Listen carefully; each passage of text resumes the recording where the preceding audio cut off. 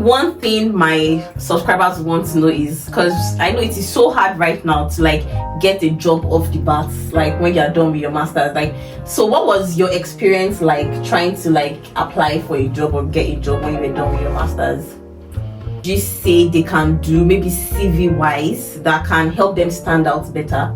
Try to kind of like be the best, because it's a competition basically, right? You're competing against 1,000 or more. What we usually do is like my qualifications and my certifications. So if I'm going for a job and it says 1 certification, best believe I'm gonna have 5 or 6.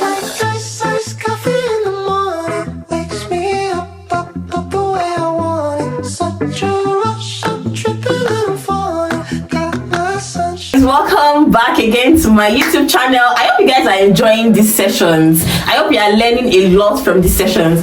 So once again, we have a very special and lovely guest here in our midst today. So I'll just like hand over to her so she can introduce herself. Hello, my name is Ifoma. I currently live in the UK. And I work at Prime Video as a senior technical program manager. Guys, women in tech. Yes, we need more. We need more. Yes. So I think that's just beautiful. So let's just like journey back, right? So what did you study in your undergrad? I studied electronic engineering. Wow, and that is even nothing close. Okay, it's a bit techy, but not really like techy, right? So what inspired you to like change career, like go full-blown tech? I think in my own case, I always wanted to study engineering. Oh, okay. Yeah, so I was one of those really nerdy kids. Like one of those kids that will come back home. I told my mom I wouldn't even like watch TV or play. Wow. I'll get back home, I'll be like, I want to do my homework and my assignments. I want to do my maths assignments. And my mom used to look at me and be like, you know, what kind of child are you? Like other people will come back home and like start watching TV or play. So I always had a flair for maths. I always loved maths in like primary and secondary school. Okay. So for me, when it came to studying a course in university, like engineering was definitely was a no-brainer. Yeah, I wasn't even thinking twice about it. But I was just so sure that was what I wanted to do. And the other options, growing up in Nigeria, the other options were like medicine or law, and I was like, I hate the sight of blood, so like I don't think I'll be a good doctor ever. And yeah, law was just so you finished with a first class also, right, from University of Nigeria? Yes. Would you say having a good grade helped you when you wanted to like apply for your masters in the UK? Definitely. So in my own case, I applied to University of Cambridge. Oh, okay.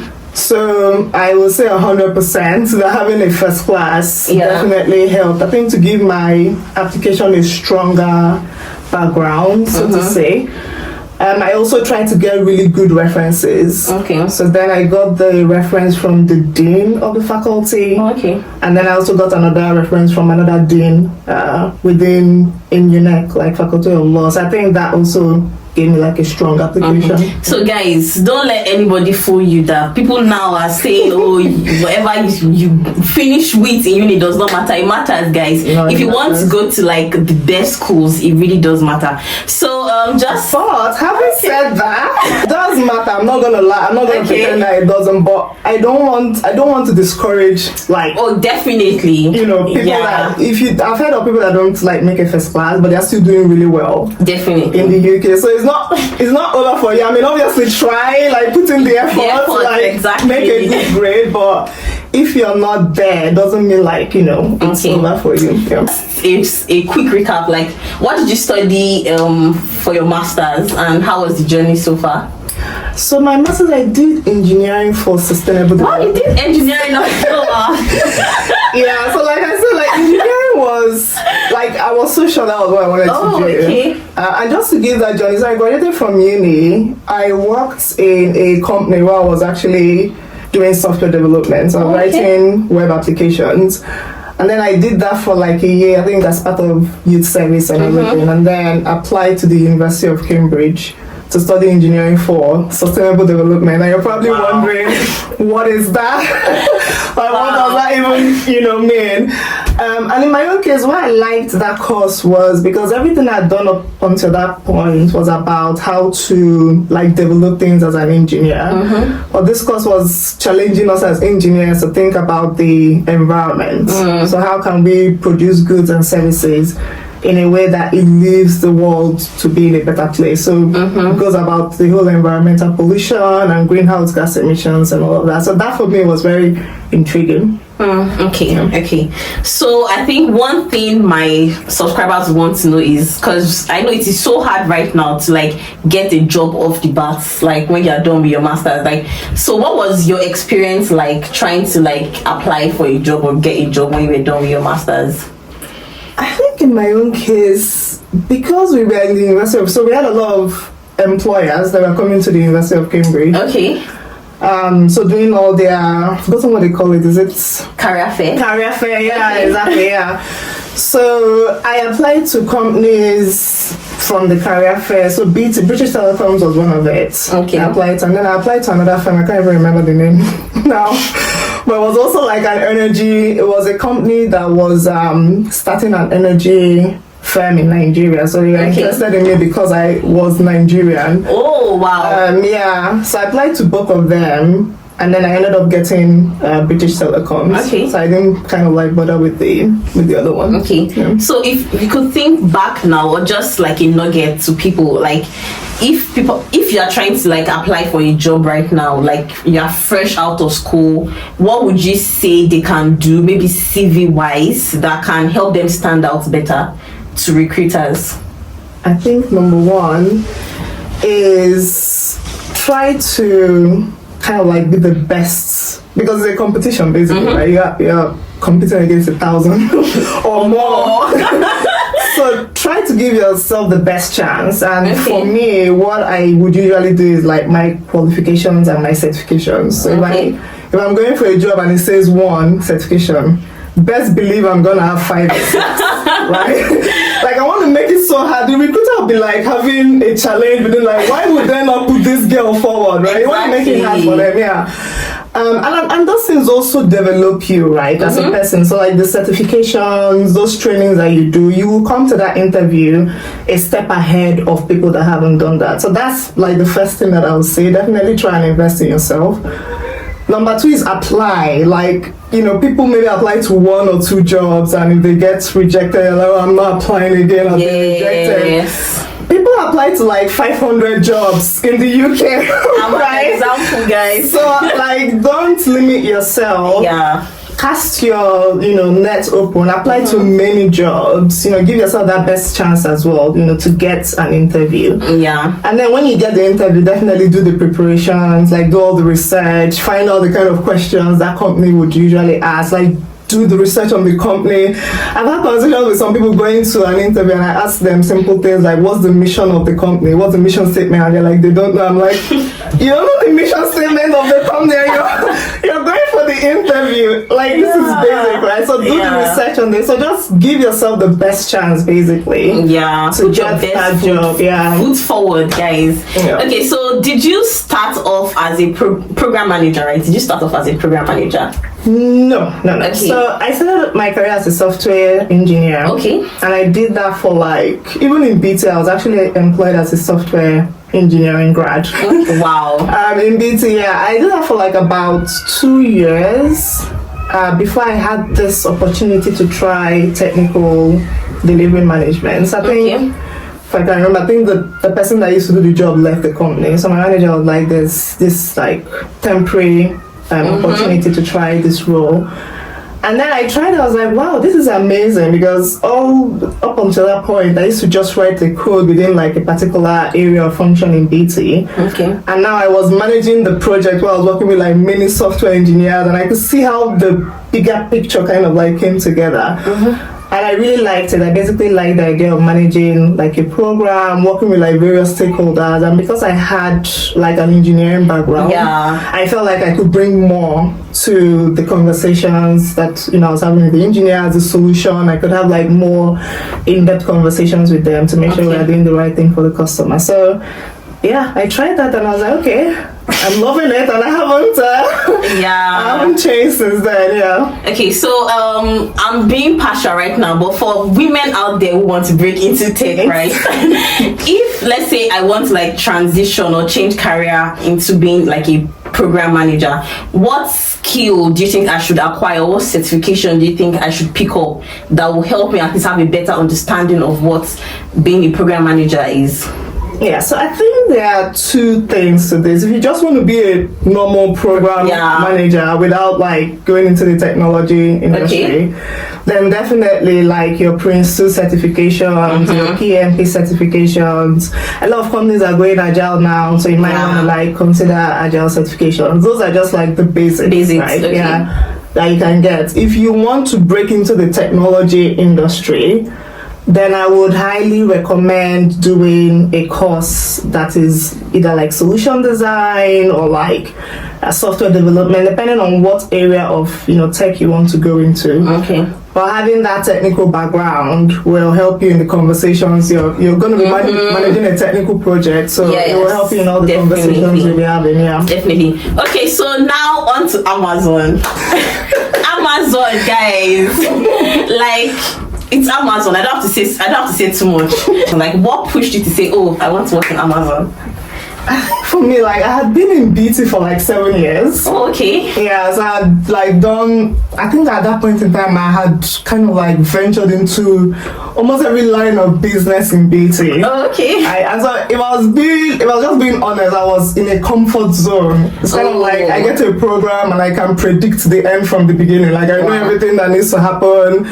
There wasn't really much of a challenge for me, and that was the first reason why I started looking out. Okay. And the area I really wanted to go into was something that had to do with TV, and entertainment. And Prime Video was just perfect at that point in time. They had like a senior technical program manager role, and everything I was reading on the job description was just, I was like, this is me. They basically, designed a job for me as far as I was concerned, because I loved everything that I saw.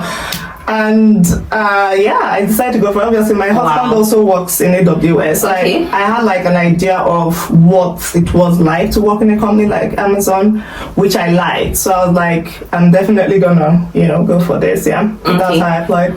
So if there's anything you could think of, like, if for instance I want to apply to Amazon, let me not just say Amazon, let me not be so specific. People you can want to work in Facebook, there are other companies out there, but what do you think would make me stand out in my application? So I think this goes back to what I said first, of like, one, giving yourself that best chance. So when I was looking at the job description for Prime, like the job I applied for, I think it said either 1 or 2 like project management certifications. Funny enough, I just had this certification because I just like developing myself. So when you say 1, I was like, okay, this is great, because I think then I had like either 6 or 7 like project management certifications. And then the other thing was also the experience. I think this is really important in terms of how people put their experience on CVs. So in my own case, I wasn't generic. Like I wasn't just putting the generic things you would put for a program manager, like delivers projects and risk and issues. Every project manager does that, right? Yeah. So I made my own a bit more personalized. I talked about the programs I had delivered in BT, the impact that has had on customers, and why that was important. And I think that, made me stand out probably for the recruiter that was reading my CVs. So that's definitely another thing I would recommend. And then the other thing is the research. By the time I was applying to Prime Video, like I could write a dissertation about Prime Video. Like I knew everything about Prime Video. I'd done the research. Like, I knew when it started. I knew every single thing. I knew what they do. Like the various offers that you could get in Prime Video. Like I knew all of this information from research. Yeah. And even though I didn't put that in my CV, I think that came through like in the first stages of the interview with how I was able to answer those questions. It showed basically the preparation. Yeah, definitely. Guys, so like, don't be generic. Like, fight for it, literally. Like, when they pick up your CV, let them know it is you or nobody else. That kind of vibe, yeah. Be very specific and be very intentional. Just a question. So, what actually does a program manager, like, what does it entail to be a program manager? Yeah, so a program manager is basically someone that manages programs. But basically, what you're doing as a program manager, you are bringing together like a group of, cross-functional teams that could be across like product, engineering, various teams to deliver either a product or a service. Okay. And the whole purpose of that is to make lives better for customers, right? To deliver value to the customer.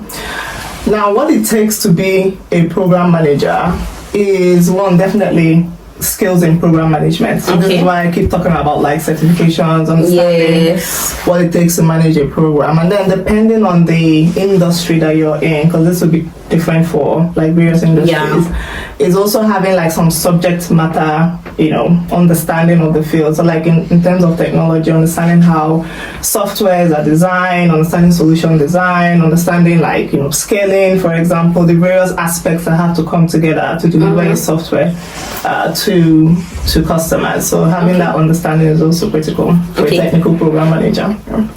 Okay, great. So another question is in terms of like career progression, because I feel like if I want to like go into this career, I have to be able to see myself in the future, like being able to grow higher and higher, like not just being stagnant. Do you think it's possible to like grow as a program manager? Like, what are the achievable or attainable heights, levels, yeah? To be honest, I think anybody can grow like in any, and I think this is so important. Like I have conversations with like various people, and this comes up is like, oh, can I grow? You can study anything, right? And you can be in any field, and you can become the CEO the next day. It just depends on you as an individual. But to answer your specific, question about program management, I think there are like various levels, and this might be different, like in different companies. Or like if I think about my experience in BT and also in Amazon, there would be like the first level of like a program manager, then you go to like a senior program manager, then you go to like a principal.